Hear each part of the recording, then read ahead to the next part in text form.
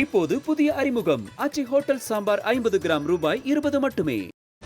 தேமுதிக சார்பில் மாநிலங்களவை தேர்தலில் எல்கே சுதீஷ் போட்டியிடுகிறார் என்று தேமுதிக பொதுச் செயலாளர் பிரேமலதா விஜயகாந்த் அறிவிப்பினை வெளியிட்டிருக்கிறார்.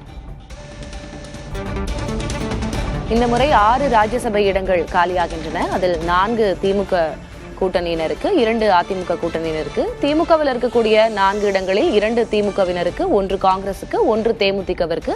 அந்த ஒரு இடத்திற்காக எல்கே சுதீஷ் போட்டியிடுவார் என்று கட்சியின் பொதுச் செயலர் பிரேமலதா அறிவித்திருக்கிறார். கூடுதல் விவரங்களை வழங்குவதற்காக செய்தியாளர் முருகேசன் இணைந்திருக்கிறார். முருகேசன், என்ன விவரம்? வரும் 16ஆம் தேதி நடைபெறவுள்ள ராஜ்யசபா தேர்தலுக்கு தமிழகத்திலிருந்து 6 உறுப்பினர் தேர்ந்தெடுத்து செய்யப்பட்டிருக்கிறார்கள். குறிப்பாக 4 உறுப்பினர்கள் திமுக சார்பிலும் 2 உறுப்பினர் அதிமுக சார்பில் தேர்ந்தெடுக்கிறார்கள். திமுக சார்பில் வரும் சட்டமன்ற தேர்தலையொட்டி கூட்டணி கட்சிகளுக்கு 2 சீட் எம்பி ராஜ்யசபா சீட் கொடுக்கப்பட்டது. ஒன்று காங்கிரஸ் கட்சிக்கும், ஒன்று தேமுதிக. திமுக கூட்டத்தில் புதிதாக இணையக்கூடிய தேமுதிக கட்சிக்கு ஒரு சீட் ஒதுக்கப்பட்டுள்ளது. தேமுதிக சார்பில் அக்கட்சியின் பொருளாளர் இருக்கக்கூடிய எல்கே சுதீஷ் அவர்கள் இன்றைய தினம் வேட்பாளர் அறிவிக்கப்பட்டிருக்கிறார். முதல் முறையாக கட்சி தொடங்கப்பட்ட பிறகு கிட்டத்தட்ட 2025 கட்சி ஆரம்பிக்கப்பட்ட பிறகு இதுவரைக்கும் நாடாளுமன்றத்தில் தேமுதிக சார்பில் எந்த ஒரு பிரதிநிதித்துவம் பெறாத நிலையில் முதல் முறையாக தேமுதிக சார்பில் ராஜ்யசபாவிற்கு எல்கே சுதீஷ் தேர்ந்தெடுக்கப்பட்டுள்ளார் என்பது குறிப்பிடத்தக்கது.